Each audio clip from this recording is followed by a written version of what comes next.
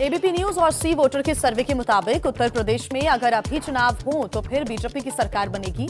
BJP और सहयोगियों को मिल सकते हैं 42% वोट।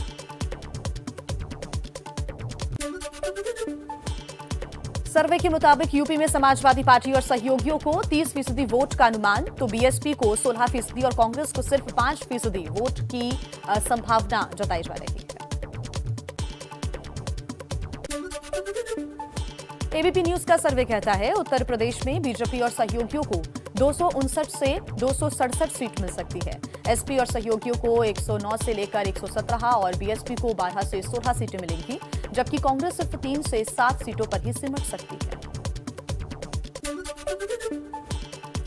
एबीपी न्यूज और सी वोटर के सर्वे में अभी अगर चुनाव होते हैं तो पंजाब में किसी को बहुमत नहीं मिलती नजर आ रही है, लेकिन केजरीवाल की आम आदमी पार्टी सबसे ज्यादा वोट हासिल कर सकती है। सर्वे कहता है पंजाब में आम आदमी पार्टी को 51 से 57 सीट मिल सकती है, कांग्रेस को 48 से 46, अकाली दल को 16 से 24 और बीजेपी को 1 सीट मिलने का अनुमान है। एबीपी न्यूज के सर्वे में उत्तराखंड में बीजेपी सरकार की वापसी का अनुमान, बीजेपी को 44 से 48, कांग्रेस को 19 से 23 और आम आदमी पार्टी को 4 सीट तक मिल सकती है। मणिपुर में बन सकती है बीजेपी की सरकार। सर्वे के मुताबिक मणिपुर में बीजेपी को 32 से 36 सीटें मिल सकती हैं, तो वहीं कांग्रेस को 18 से 22 और एनपीएफ को 2 से 6 सीटों का अनुमान है। एबीपी न्यूज और सी वोटर का सर्वे कहता है अभी चुनाव अगर हुए तो गोवा में फिर खिलेगा कमल। बीजेपी को यहां 22 से 26 सीटें मिल सकती हैं, तो वहीं कांग्रेस को 3 से 7 और आम आदमी पार्टी को 4 से 8 सीटें मिल सकती हैं। देखिए, बड़ी खबरों में हमने आपको रूबरू करवा दिया। अब देखते हैं देश की बड़ी खबरें, जिसमें कोरोना से जुड़ा ताजा आंकड़ा है, अपडेट है, तो सियासत की भी अहम खबरें हैं। देश में लगातार तीसरे दिन आए 40,000 से ज्यादा कोरोना के मामले। बीते 24 घंटे में 45,352 संक्रमित लोग मिले, 366 लोगों की मौत भी हुई, 4 लाख तक पहुंचे एक्टिव केसेस।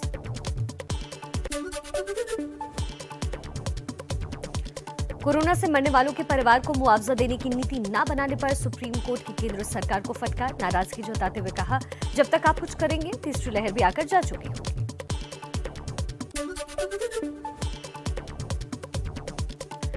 केरल में कोरोना के बढ़ते मामलों को देखते हुए सुप्रीम कोर्ट ने 11वीं की लिखित परीक्षा पर अंतरिम रोक लगाई। 6 से सितंबर के बीच आयोजित होने वाली ये परीक्षाएं थी।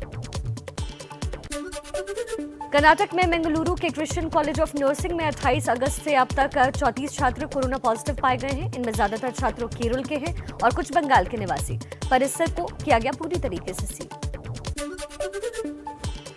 पीएम मोदी ने अबू धाबी के क्राउन प्रिंस शेख मोहम्मद बिन जायद से फोन पर बातचीत की है। दोनों के बीच कोरोना समेत कई मुद्दों पर चर्चा हुई। दिल्ली आकर पीएम मोदी से तेलंगाना के सीएम चंद्रशेखर राव ने मुलाकात की। राज्य में आईपीएस अधिकारियों की संख्या को बढ़ाने समेत 10 मुद्दों पर पत्र सौंपा। यूपी के डिप्टी सीएम केशव प्रसाद मौर्य ने दिल्ली में गृह मंत्री अमित शाह से मुलाकात की। यूपी की राजनीति समेत कई अहम मुद्दों पर चर्चा की गई। विश्व हिंदू परिषद की केंद्र सरकार से गाय को जल्द राष्ट्र पशु घोषित करने की मांग, कहा सरकार जल्द इस बारे में फैसला ले। इलाहाबाद हाईकोर्ट ने गाय को राष्ट्र पशु घोषित करने और इस दिशा में कानून लाने का केंद्र को दिया है सुझाव। मध्य प्रदेश बीजेपी की आज होगी बड़ी बैठक। सभी मोर्चों के अध्यक्षों और पदाधिकारियों को बुलाया गया। सीएम शिवराज भी शामिल रहेंगे। जातीय जनगणना पर विचार विमर्श के लिए कांग्रेस ने वीरप्पा मोइली की अगुवाई में 7 सदस्यों की कमेटी बनाई। सिंघवी, खुर्शीद, मोहन प्रकाश, आरपीएन, पीएल पुनिया और कुलदीप बिश्नोई को शामिल किया गया। राहुल गांधी ने बेरोजगारी पर फिर से मोदी सरकार पर साधा निशाना। ट्वीट में कहा, आज सबसे बड़ा मुद्दा बेरोजगारी है, जिसके कुछ सीधे समाधान हैं। पीएसयू, पीएसबी मत बेचो, एमएसएमई को आर्थिक मदद दो, मित्रों को नहीं देश की सोचो। और अब देश के सबसे बड़े प्रदेश यानी कि उत्तर प्रदेश आपको लिए चलते हैं, जहां रहस्यमयी डेंगू बुखार तेजी से पैर पसार रहा है, तो बाढ़ की हालात पर भी नया अपडेट आपको देते हैं।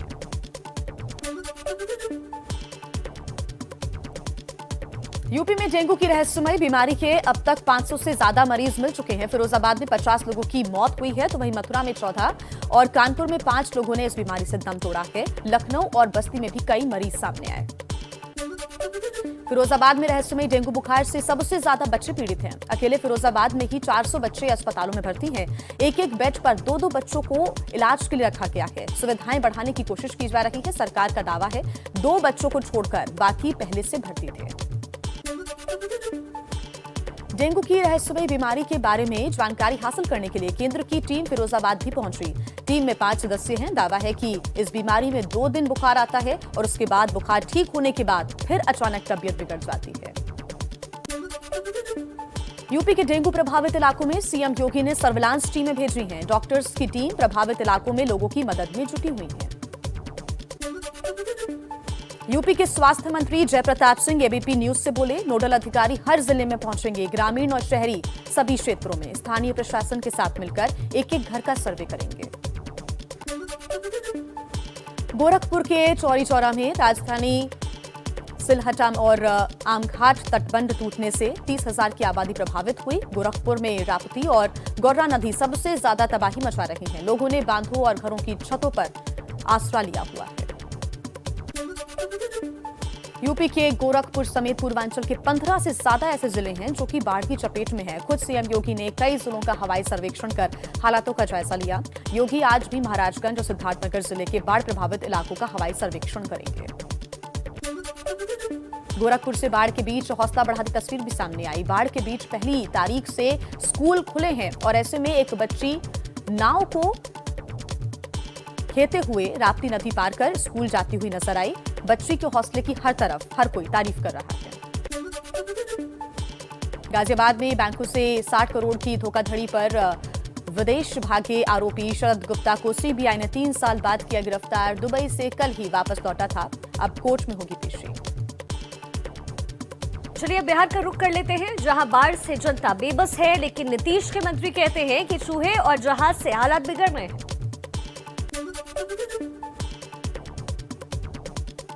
बिहार के भागलपुर में उफनती नदियों का कहर जारी। देखते ही देखते पानी में बह गया पुल। लोगों ने किसी तरीके से भागकर बचाई जान। पानी में बहे 2 लोग किसी तरीके से तैरकर बाहर निकले।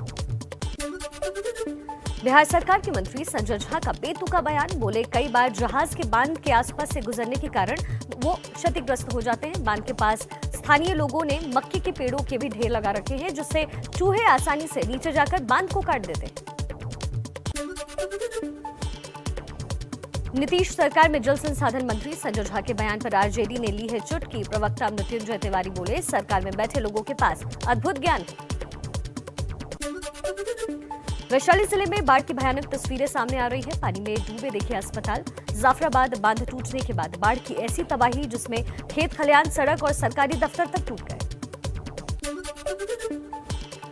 मोतिहारी में बाढ़ का पानी उतर रहा है, लेकिन लोगों की मुश्किलें अब भी बरकरार। कहीं बाढ़ के साथ सड़कें बही तो कहीं रास्ते कीचड़ से भरे, जिससे लोगों को घर का जरूरी सामान लाने में भी परेशानी हो रही है।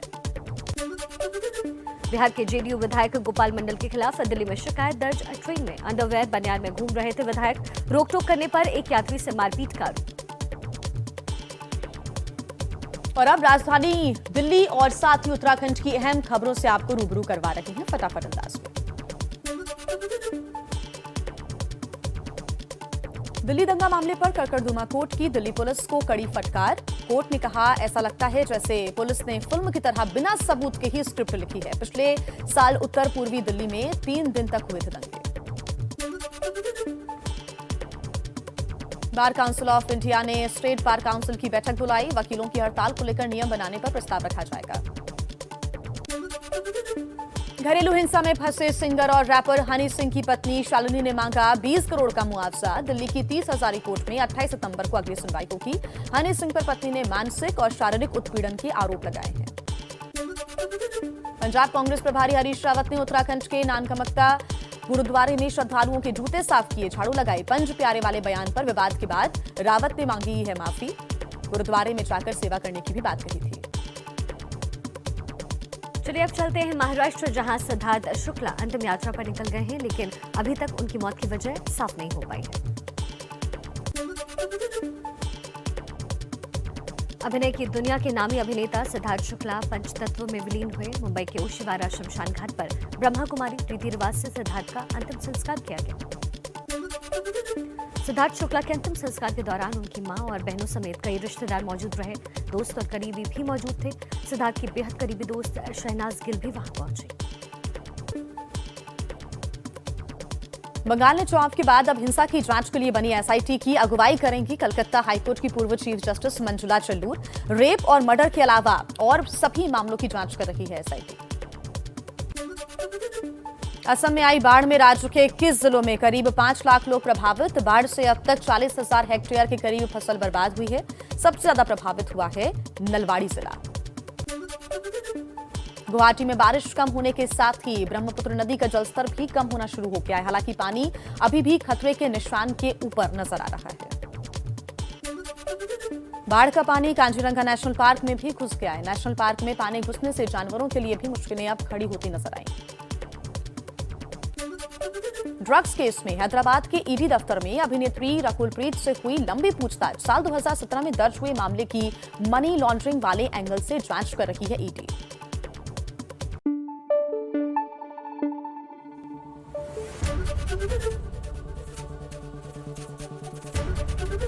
एबीपी न्यूज आपको रखे आगे।